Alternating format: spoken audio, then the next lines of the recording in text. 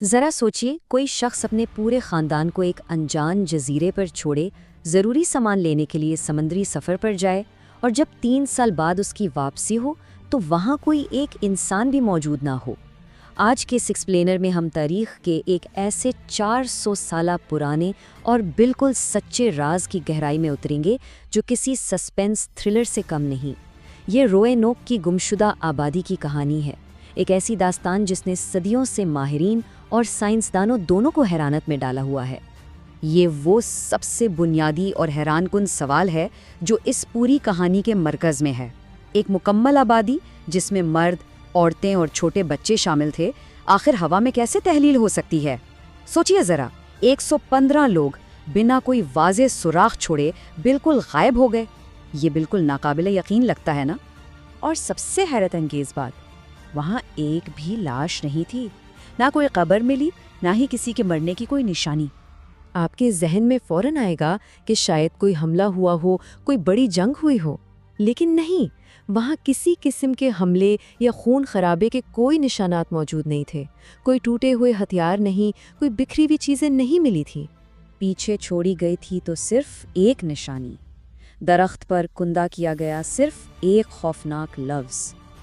لیکن اس راز اور اس لفظ تک پہنچنے سے پہلے چلیے ذرا فلیش بیک میں چلتے ہیں اور دیکھتے ہیں کہ اس پوری کہانی کا آغاز کہاں سے ہوا تھا۔ تو آئیے اس تجزیے کے پہلے حصے کی طرف چلتے ہیں، ایک نئے خواب کی شروعات اور 1587 کی امید۔ دیکھیں، 15ویں صدی کے آخر میں جب انگلینڈ اسپین کی بے پناہ دولت کا مقابلہ کرنا چاہتا تھا تو انہوں نے روئن اوک کا انتخاب کیا۔ پچھلی انگلش کوششوں کا انجام بہت برا ہوا تھا، جو فوجیوں، بیماری اور بھوک کی نظر ہو گئی تھی۔ لیکن 1587 کی یہ مہم بالکل مختلف تھی۔ اس بار صرف فوجی نہیں آئے تھے بلکہ خاندان آئے تھے، 115 لوگ جن میں مرد، عورتیں اور بچے شامل تھے۔ گورنر جان وائٹ کی قیادت میں ان کا مقصد ایک چھاونی بنانا نہیں بلکہ ایک مستقل اور پرامن گھر بسانا تھا۔ اور اس امید کی سب سے خوبصورت اور جذباتی مثال وہاں پیدا ہونے والی ایک بچی تھی، گورنر وائٹ کی اپنی نواسی ورجینیا ڈیر۔ یہ امریکہ کی سرزمین پر پیدا ہونے والی پہلی انگلش بچی تھی۔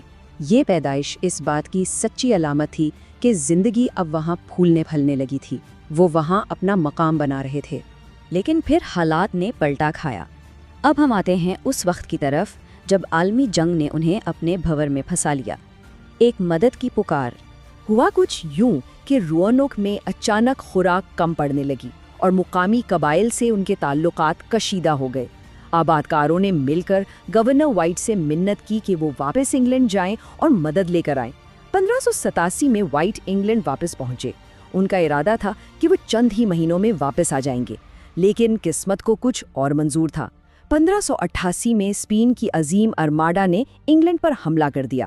نتیجہ، انگلینڈ نے اپنے تمام جہاز جنگ کے لیے ضبط کر لیے اور وائٹ وہاں بری طرح پھنس گئے۔ مہینے سالوں میں بدل گئے۔ آپ ذرا اس باپ اور دادا کے دکھ کو محسوس کیجئے جو اپنوں کو وہاں تنہا چھوڑ آیا تھا۔ آخرکار 3 لمبے سالوں بعد 1590 میں انہیں واپس جانے کا موقع ملا۔ اور پھر وہ خاموش آبادی، 1590 کی وہ خوفناک واپسی جس نے اس معاملے کو تاریخ کا حصہ بنا دیا۔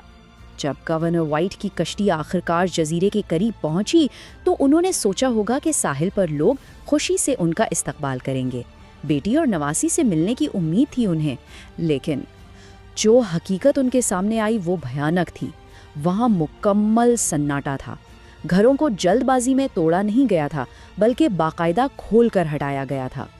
نہ کوئی آگ جل رہی تھی، نہ کسی انسان کی آواز تھی، ہر چیز ویران۔ اور جیسا کہ میں نے پہلے بتایا، خون یا جلے ہوئے مکانات کا بھی کوئی نشان نہیں تھا، لوگ بس نکل چکے تھے۔ پھر جگہ جگہ تلاش کرنے کے بعد وائٹ کی نظر لکڑی کے ایک کھمبے پر پڑی۔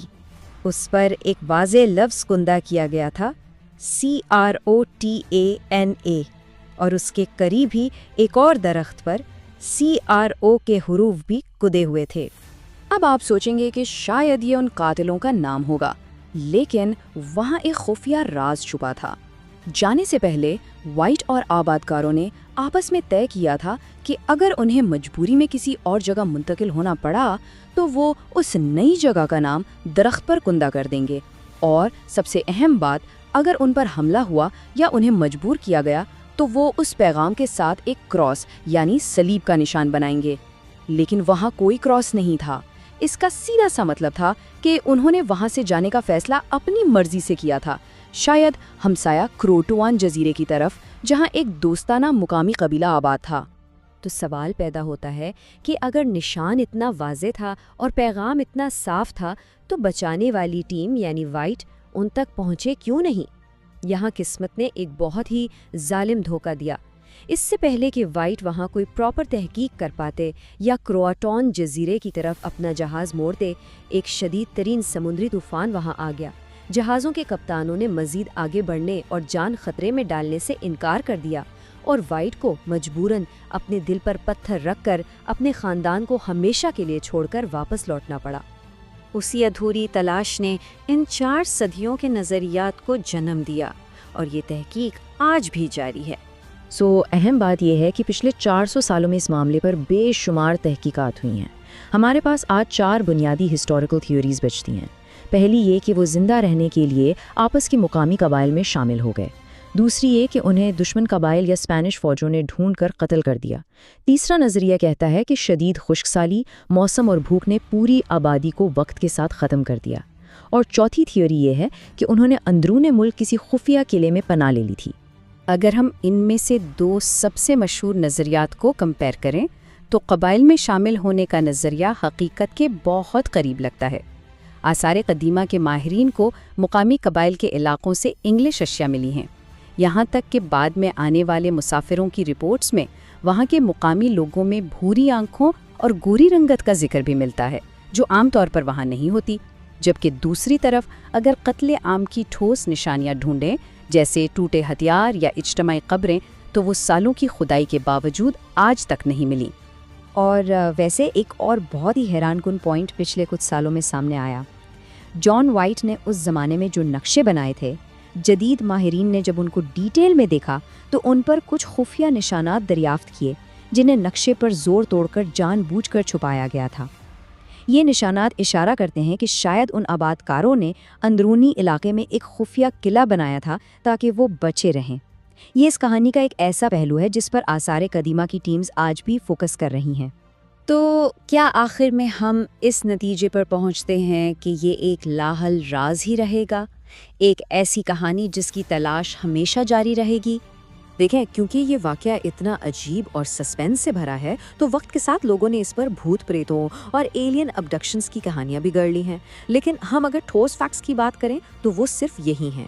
انہوں نے اس لفظ کے علاوہ کوئی واضح آخری پیغام نہیں چھوڑا۔ ان کی کوئی تصدیق شدہ قبریں یا لاشیں آج تک نہیں ملی، اور یہی وجہ ہے کہ ماہرین آج بھی فارسٹ اور ساحل کی مٹی چھان رہے ہیں۔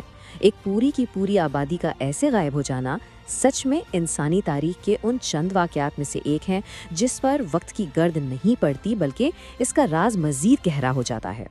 تو اس ایکسپلینر سے ہم کیا نتیجہ نکالتے ہیں؟